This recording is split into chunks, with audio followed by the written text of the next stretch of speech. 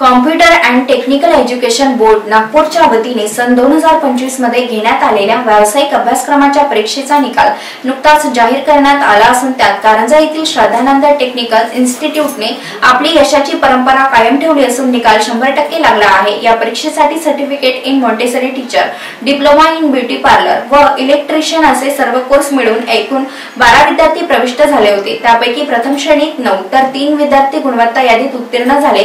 समृद्धी मोहन गुटे हिने 90% गुण संपादन करून diploma in beauty parlour course मध्ये गुणवत्ता यादीत पहिले स्थान प्राप्त केले, तर नीता जयप्रकाश जाधव हिने 80.50% गुण मिळवून डिप्लोमा इन ब्युटी पार्लर या अभ्यासक्रमात गुणवत्ता यादीत दुसरा क्रमांक प्राप्त केला।